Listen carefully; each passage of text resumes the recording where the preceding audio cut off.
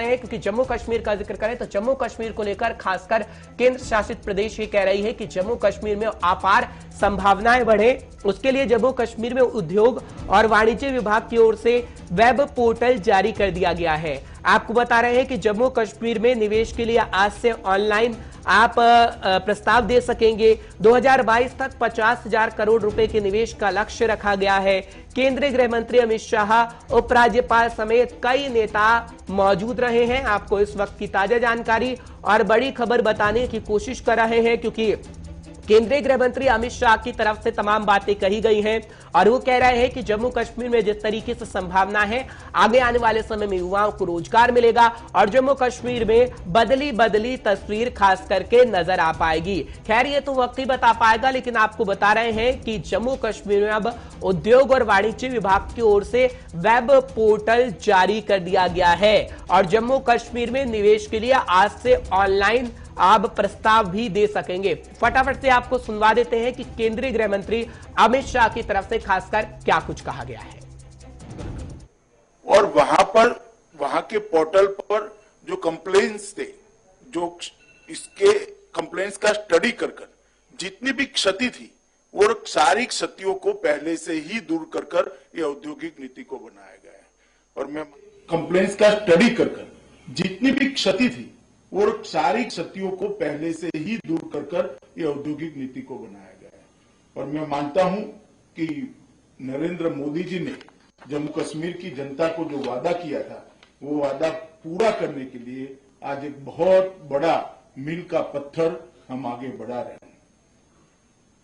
भारत के अंदर औद्योगिक विकास के लिए एक अच्छे वातावरण की निर्मित और दुनिया के साथ स्पर्धा करने वाली पॉलिसी, ये मोदी जी की सरकार बनी तब से भारत के लोगों के लिए कोई नई बात नहीं, परंतु इसका फायदा जम्मू कश्मीर तक नहीं पहुंचता था। जम्मू कश्मीर के युवाओं को आज भी रोजगारी के लिए सरकारी उपक्रमों पर आधारित रहना पड़ता था, क्योंकि वहां पर कोई न कोई कारणों से इंडस्ट्री ज्यादा नहीं लगी थी। सबसे बड़ी इसमें अगर कोई हर्डल था तो धारा 370 और 35A था। 5 अगस्त को मोदी जी के नेतृत्व में धारा 370 और 35A को निरस्त करने के बाद एक खुला वातावरण हुआ और इसके कारण रोजगारी की ढेर सारी अपॉर्चुनिटीज जम्मू कश्मीर के लिए निर्मित हुई और देश भर के इंडस्ट्रियलिस्ट भी चाहते हैं कि जम्मू कश्मीर का विकास हो।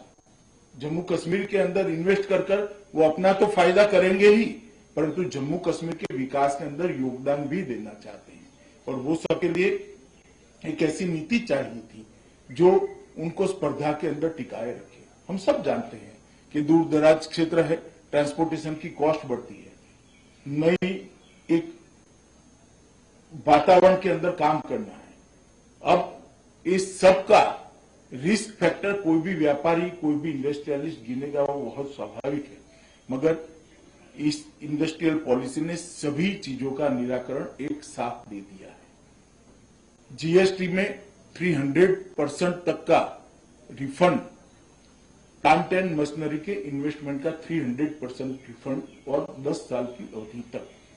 मैं मानता हूं देश में सबसे आकर्षक औद्योगिक पॉलिसी कहीं पर है तो यहीं पर है।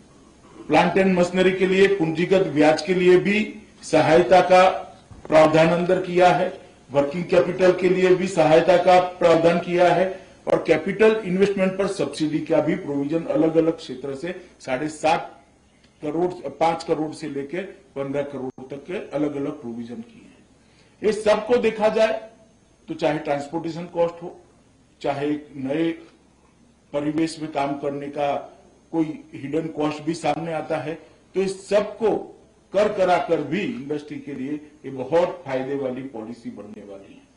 मित्रों, मैं मानता हूं कई जम्मू कश्मीर में आज जो चला रहे हैं वो लोग मुझे मिले, उन्होंने कहा कि भाई हमारे लिए क्या, उनके लिए भी इसके अंदर बहुत सारे प्रोविजंस किए हैं। ब्याज की सब्सिडी है, उनको रिवाइव करने का पैकेज भी है, परंतु एक एटमॉस्फेयर जो बनेगा, एक वातावरण जो बनेगा, इससे बहुत सारी एंसिलरी इंडस्ट्री भी आएगी और उनकी इंडस्ट्री को भी एंसिलरी इंडस्ट्री में कन्वर्ट करने का बहुत बड़ा मौका उनको मिलने। तो केंद्रीय गृह मंत्री अमित शाह कह रहे थे कि किस तरीके से मौका मिलेगा जम्मू कश्मीर को, खासकर जब जम्मू कश्मीर विकास की ओर अग्रसर हो सकेगा। खैर ये तो वक्त ही बता पाएगा। फिलहाल